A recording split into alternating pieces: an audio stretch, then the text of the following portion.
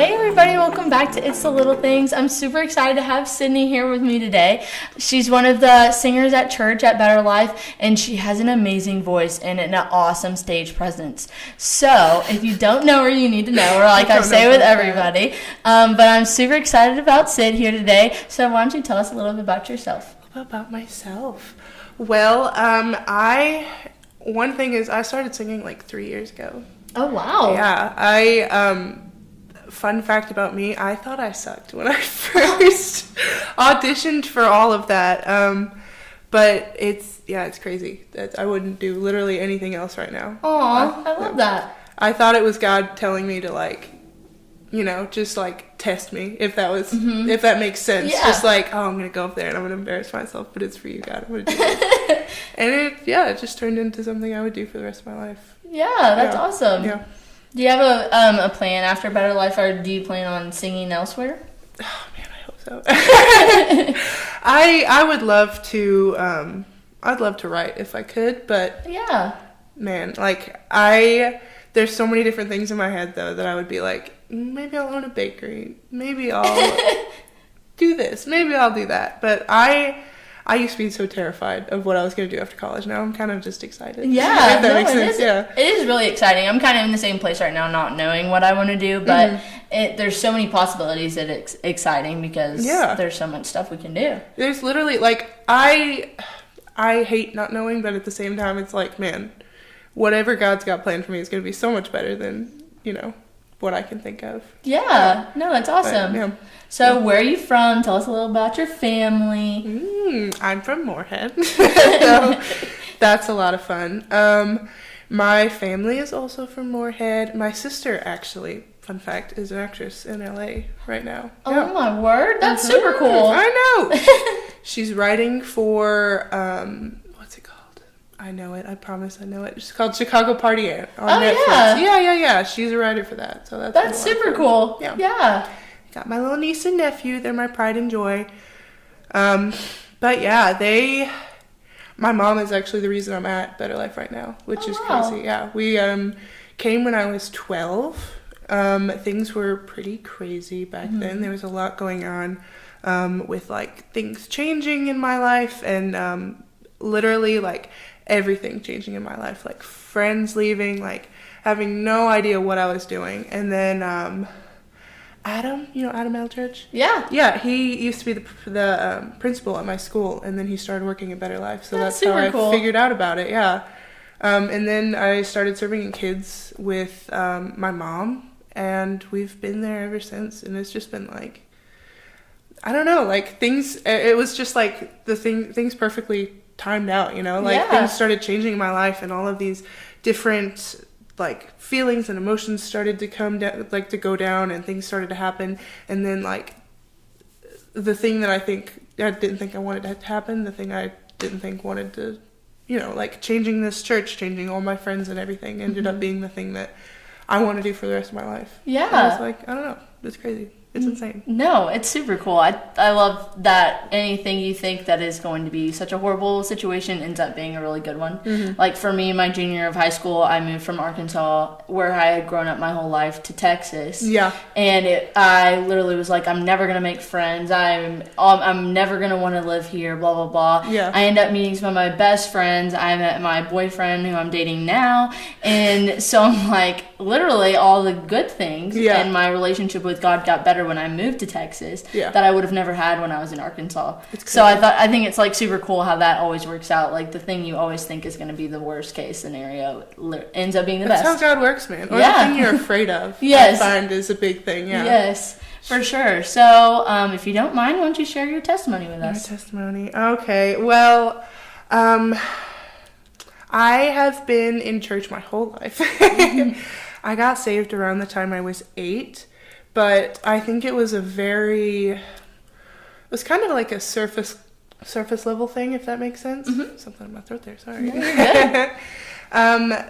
It was great, and as a child even, I was I want to be a missionary, and I want to do something like this for the rest of my life. But then a lot of things shifted around the time that I was 12. I tell people this and they laugh. I got a phone for the first time, and that was a huge thing, but it was also the first time in my life that I started to see like what different people my age looked like, if that makes sense. Yeah. And I had not gotten to a place yet where I had grounded myself in Christ and in respecting myself and my body. And honestly, it really like led down a really dark path for me in my early teens. A lot of body image issues, a lot of depression and anxiety. And I really didn't understand why, like, my question in my head at that time was like, why won't God fix this, if that makes sense? Like, I feel like everybody has that question at some point. Yeah, just like, for sure. What the heck is going on? But yeah, that was a big part of my life for a long time. And I was on, like, I was going to therapy. I had medication. Like, it was a pretty dark time in my life. All the while, like, I knew who God was. I knew who Jesus was. But I didn't realize that I was putting my faith in, like, the Christian lifestyle to save me, if that makes sense. Yeah, like, for sure. Yeah, like, I was like, I'm reading my Bible, I'm going to church, I'm like, I know who you are, God. Like, I tell my friends about you. Like, what gives? Right. Why do I feel like this? And it took like a breakdown. It took me literally like falling to the ground and being like, I can't do this. Like, you can have my life, you can have my actions, my thoughts, and the big thing for me was you can have my intentions, because he did not have my intentions before.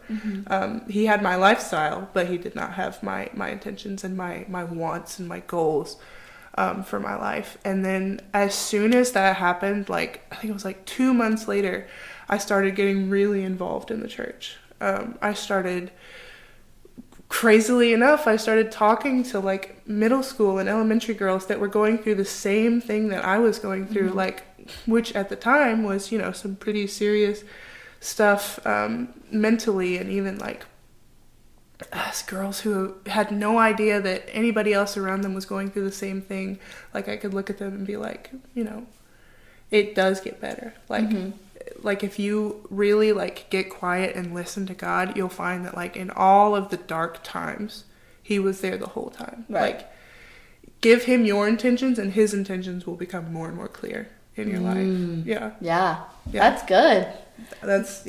Yeah, no, for sure. I honestly, it's such a hard thing as a girl kind of facing just like body issues, because it never seems like, it doesn't really talk about in the Bible, like, hey, like, you're going to go through this as a girl. Or, like, even guys, I know guys go through this too. And so, you know, growing up for me, it was always hard being an athlete and being, like, strong. And, like, when you're growing up, boys don't want a strong girl. They don't want that. Never. Nope. And so, for me, until probably, like, my sophomore year of high school, I started lifting with like a personal trainer, and he told me, he said, you're going to start seeing changes in your body. Like, you're going to get stronger. You're going to have muscles.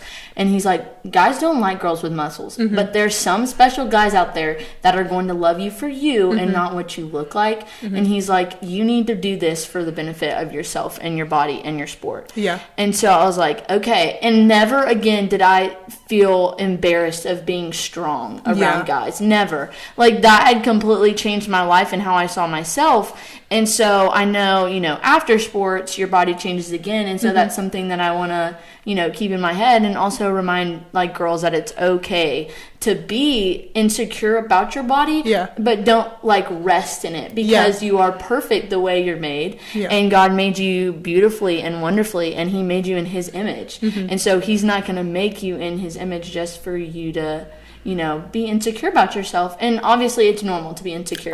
So I'm not saying don't be insecure. I'm just saying he made you perfect. And so once you realize that, you know, it's not going to be perfect all the time, but you're going to feel so much better once you realize like how much he loves us regardless of what we look like. Exactly. It's crazy that you said that. I feel like that whole thing that like that I went through in my teens, and even talking to girls now, the biggest thing that came out of that for me was like, why do you want to look that, like, why do you want to be that size? Like, what are your intentions behind that? Like, and I realized that I I wanted to be wanted by somebody when all the while God was shouting at me, like, you are wanted, like, I want you, like there's so much in scripture about how much he is actively pursuing us every day, and I was just ignoring that. Like, that word intentions just keeps coming back. It did work. Yeah. I had no idea what I was going to talk about, but like, I feel like so many, especially around our age, it's so easy to be like, I have to work my way into whatever I do. Yeah. Like, if I'm going to do this, if I'm going to have this friend group, if I'm going to pursue God this way, like, I have to, like, give it my all. Like, everything full force. And I know so many people who get so worn down trying to do everything themselves and then saying that it's God, if that makes sense. Like, I feel like so many people just need to know that, like, the balance between giving God the glory for everything that you do in your life and not getting worn out in trying to carry it all yourself is your intentions. Right. Because God knows it. You know, I watch what I do. I have to watch what I post because it can seem great. It can seem like, oh, you know, glory to God. But I know my intentions and God knows my intentions. And that's something that I feel like has just given me so much peace in my life, is knowing, like, hey, God knows your heart. You know God's heart. He says in, Jeremiah 29:11, one of the biggest verses in the world. I have plans to prosper you, not to harm you. He has plans for our future and for us, and he promises us in multiple places in the Bible. He even says, like, we know that in all things God works for the good of those that love him.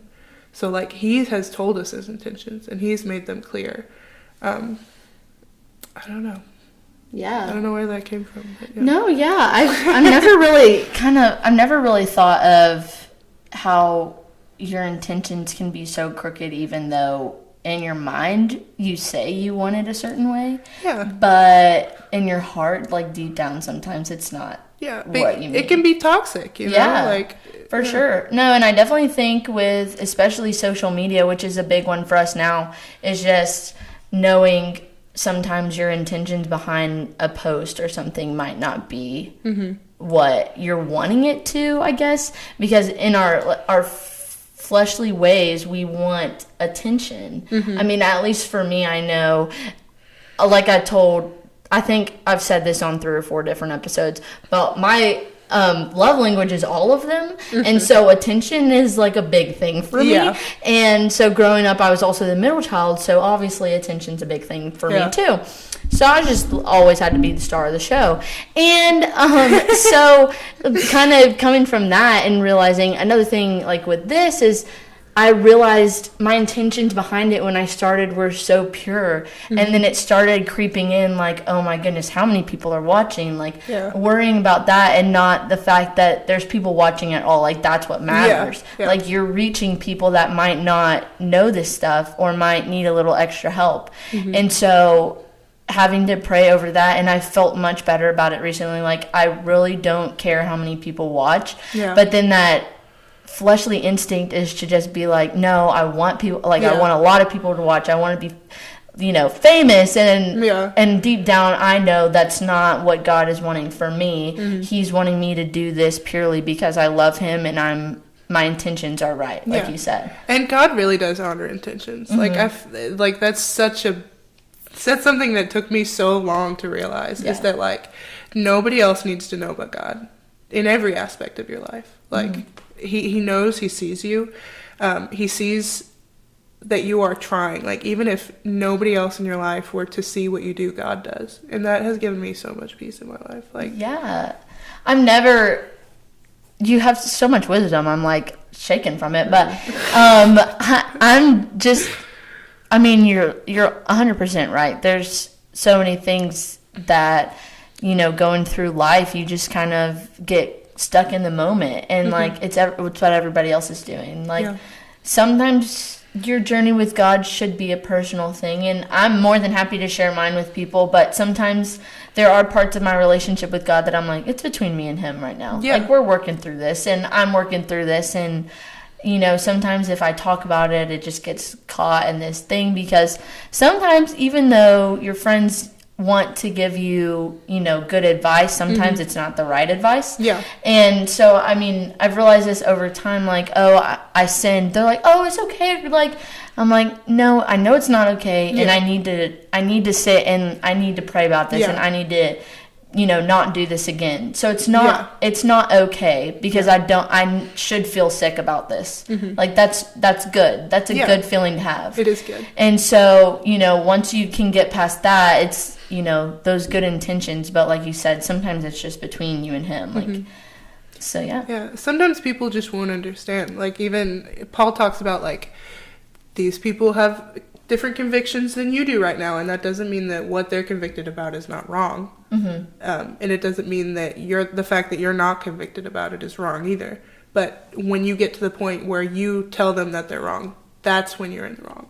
So it's like, you can have different convictions than other people, and so often it's easy to go along with other people, because it's like, oh, they're not convicted about that and they love Jesus, or they're not convicted about that and they're literally doing this or they're doing that. Like, but you know what God is convicting you about. Right. And only you can. Only you and God can. So, like... Yeah. For sure. Yeah. No, yeah, that's a really good point. I kind of never... I think I've talked about this too before, but kind of comparing myself to other Christians is something that I get in the habit of. Like, my journey isn't the same as theirs. Why doesn't mine look the same? Like, I want to be where they're at, and everybody's journey is different. Yeah. And everybody's takes time. And so if I'm constantly comparing myself to others and, like, shooting for whatever they have, sure, like, goals are awesome, but your relationship with God isn't somewhere that you can just... There's not this, like, line where you're like, oh, okay, I'm here. Like, what do I do now? It's a continuous thing that you constantly have to work for. And so for me, it's kind of like, okay, so I'm shooting for this goal right here. I'm shooting to be like them. But that's just how they are, on social media, or that's just how they are on the outside. But truly on the inside, their relationship with God is between him and them. So for me to compare myself and shoot for what they have, it's kind of just this, it's kind of that whole, fleshly instinct to just try to compare. Yeah, it really is. That's kind of crazy you said that, because one thing that God's really been working in me lately is that, like, the pro and con to every person is that everybody has a story. Everybody has a past. Everybody has something that they are going through and have been through that creates who they are today. And it's, I don't know, it's just so crazy to me that, like, God never, ever has to give us, like, a glimpse into how he's working in our life and what he's doing, but he does. Yeah, like, I don't know, it's just, like, comparison has stolen so much of my joy in my life, but when you realize that, like, everybody has a story, then it kind of takes away from trying to, like, compare yourself to other people, because they might look at you and be like, oh man, wish I had what she has. Yeah. So you just really never know, like, what people are going through and what God has worked in their life and what God is continuing to work in their life. Yeah, for sure. But yeah, I know. For me too, it's kind of like you said, comparing does steal so much joy. It does. Like, in sports, it's a big thing I always did was like, okay, and one thing I always was like, okay, like, this girl's 3 or 4 years older than me. She's so much better than me. When I get there, I'm going to be like that. Yeah. But then I get there and I'm looking at the girls below me and I'm like, why are they so good? Like, and so it's always that, I know, just kind of comparing, but also wishing I was somewhere that I'm not. Like, oh, okay, when I get there, it's going to be better, and it's not. And I'm like, it's like not being content with where I'm at. And I think that's why comparison is such a big deal, is because we're not content with the lives we're living right now. So we're just saying, if I was anywhere else but here, I'd be doing better. Yeah, like, God, I want that. Yeah. And so it's also kind of it kind of goes hand in hand with being ungrateful. Because, it does, really. Like, when you compare, you're just saying, like, I'm not good enough. What you gave me is not good enough, and I want to be like them. Yeah.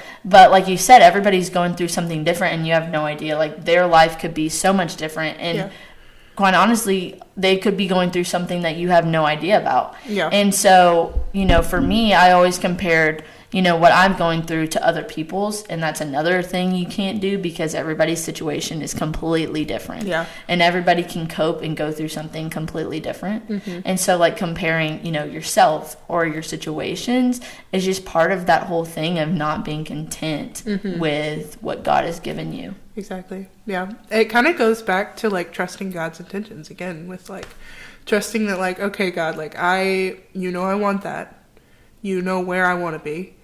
But, like, do I trust that your intentions really are to prosper me? Do I trust that your intentions are to bring me to a place where you need me to be and that you're going to use me to show your name and your glory? And a lot of times I wake up and I have to be honest with myself. I'm like, God, I did not trust you at all. I did exactly what I wanted to, and I know that that's not what you called me to do. But, yeah, trust has been a really big conviction of mine lately. Yeah, no, for sure. Mine is too. I feel like I tend to kind of put a wall up, and I'm like, I'm not going to trust you till you give me a reason to. Yeah, I've got this. Yes, Yeah. for sure. And so, especially with God, even though I know He's given me so many good things, I'm still like, it's kind of like I was reading The Well-Watered Woman, and they were talking about the Israelites and how God literally saved them from the Egyptians, and then they were like praising Him, and then they get into the wilderness, not even like a week later, are already complaining about not having food and water. And then He gives them food and water, and then they get to the Red Sea, and they're like complaining about the fact that He led them just to basically die by the Egyptians. And then He splits the sea, and then they go through, and then it just is a continuous cycle. Yeah. And so, like, regardless of what He does, we tend to just fall in this trap of ungratefulness and sin all over again, which is just human nature. But the goal is to just be like, He's given me so much. He's never given me a reason to not trust Him. Yeah. So just kind of saying, like, Satan, shut up. Like, honestly, because what you're saying does not make sense. What you're trying to convince me that He's not going to have good plans to prosper me. Like, it makes no sense, because all He's done is He's told me flat out what His intentions are in the Bible, and I just need to make mine pure. Yeah. Yeah. That's good. Oh, thanks. That's good, man. No, I've really had that story on my heart just with the Israelites, because it's so crazy how we're like, they're so dumb. Like, He literally saved them so many times. And here we are. Doing the same stuff over and over again. Just because we're not in slavery with Egyptians and trying to split the Red Sea does not mean we're not doing the exact same stuff they're doing. And so it's so crazy to wrap your head around, because all these stories, like I've said before, seem so outlandish. Yeah. So you almost don't want to compare what you're going through to what they're doing. Yeah. But it's all relative. Even if they had to deal with carriages and horses and spears, and we have cars and telephones, doesn't mean we can't compare what they're doing in the Bible to what we're doing now. Same humans. Yeah. Same God. And history always repeats itself, and it's repeating itself right now with the amount of sin that's in this world, and, the intentions we have. Even though everything here and in this time is more modern and different than them, does not mean our intentions as humans aren't the same. Yeah. Comparison's still a trap, man. Yeah, comparison's still a trap. It steals your joy, and He's never given us any reason to not trust Him, yet we still fall into that trap of not trusting Him. Yeah. But it's just kind of one of those things that it's not going to get better overnight. You can't just wish away your bad intentions. You just have to work through it and stay in the Word. That is the biggest thing I have learned. Every time I fall into the trap of just getting lazy and not reading my Bible, and even I'm trying to find books to get me back into the Bible. So, like, The Well-Watered Woman is one I've been working through, because it spews so much wisdom, but also puts Bible verses in there and encourages staying in the Word. To me, that is easier for me to understand and relate to my life. And so staying in the Word is so important to become and have more pure intentions. Yeah, exactly. I think you'd really I've been reading My Utmost for His Highest. Have you read that before? I have not. Very good devotional. I like to read the chapter of the verse that goes along with the top and then read through it. And every single day that I read, like it has like the little dates that go through the whole year. Every single day, God is just like smacking me in the face with exactly what I need to hear. It's so good. That one. Read it. It's so good. That is one of the things I've noticed, because when I actually do get into the Word, it always relates to what I'm going through or something like that sobbing. I needed to hear. And I'm like, seriously? Like, I know you're doing this on purpose. And so, but that's what's crazy to me, is because he knows that that's what we need to hear. That's why Satan is giving us, and like our human intentions are to stay away from him. Yeah. And so that's why we don't want to read the Bible. That's why we're like, oh, I'm too tired, or oh, I'm too busy to do this. Like, that's the whole reason, is because our true intentions are evil and they're unpure. And so, you just have to work through that, and staying in the Word is like so important. And, obviously I struggle with that too. And just like being a college student and always feeling like I'm either too tired or I'm too busy. Everyone does. Yeah. So I'm like, it's just kind of one of those things that obviously you have to work towards. And, you can't be content with wherever you are now. You should always be yearning for more, is kind of how I'm looking at it. Because, as I like play softball, there's never a time where I'm like, oh, I've reached the best I want to be and the best I ever am going to be. Yeah. And it's never like that. So why in my spiritual life and my relationship with Christ am I just content with where I am right now? Yeah, exactly. Because he tells us there's going to be more. He always tells us, I have more for you. Wherever you are, he's got more for you. Like, more than you can dream, ask, or imagine. Yeah. And it's right in front of us. Like, yeah, for sure. He's just good. That's all it is. That's all it is. Like, it's simple as that. He's good, and he has a pure heart, and we should strive to be like that. Obviously, we can't be exactly like that, but to strive, that's the goal. Christ-like, that's the goal we should be shooting for. Nobody on this earth, him. He is who we should strive for. It's so humbling to me sometimes when I don't like want to read my Bible or get into it, knowing that God still pursues me. Like, he is still actively chasing after me when I'm like, that'll get me. Yeah. It's like, okay, I'm gonna let's spend time together. Let's do this. Yeah, for sure. And the thing is, it's one of those things where when you do dig into the Word, you never regret it. No. Never. Like, so it's like, it's never a waste of time. Never. No, ever. So why is it still in my head like, maybe I don't want to do that today? Like, it's so crazy. Nature, yeah, it's so crazy how sinful our nature is, and how we are literally trying to go this direction while he's tugging on the back of your neck like, okay, come on, come with me. He tugs every time. Man. Yeah, but he keeps on tugging. Every time. And every now and then, he just got to tug a little harder. It's so crazy to me. He owes us like absolutely nothing, and yet every single day we get that tug and that whisper and that like, come spend time with me. Like, it's crazy. So before we have to wrap it up, we got distracted, so I had to ask you, who is somebody or what is something that has kind of helped you with your walk with Christ? With Christ. Yeah, there you go. I would definitely recommend that devotional. Yeah. It's very good. And being able to have like a journaling Bible has really helped me, because it's like when God tells me something, or when he gives me like a few words that correlate to something I'm reading, I can write that down.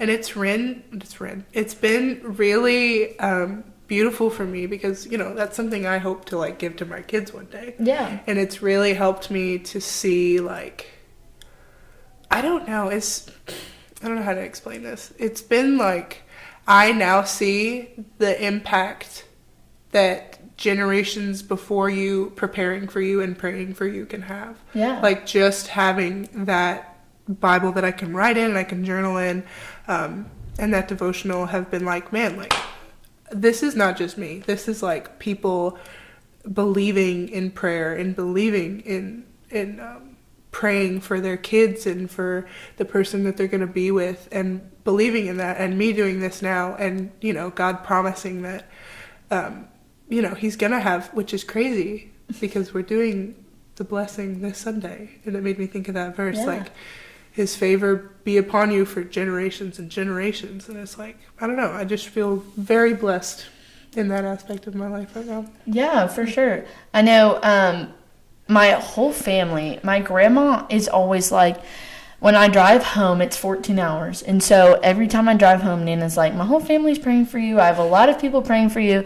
And, like, I know, love you, Nana, but it's always crazy to me how, like, impactful that is to you, because people I don't even know are praying for me. So I think that is cool how you said, like, generations. It's like, it really does affect you. And so one of the things my dad always did when I was younger is, like, I'm praying for your future husband. Like, I'm always praying for your future husband. And then so when Adam came into my life, he's like, yeah, I've been praying for, this is who I've been praying for this whole time.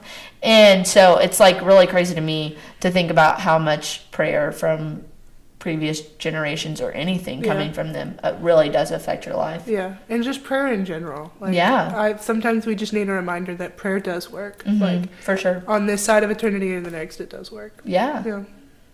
Yeah. This is good. Yeah, okay. I'm good. Dad and Nana really get me going sometimes. Oh man, I feel that. I love my Nana. I know. My dad. I know. Well, I really appreciate you coming. Okay, here's the deal.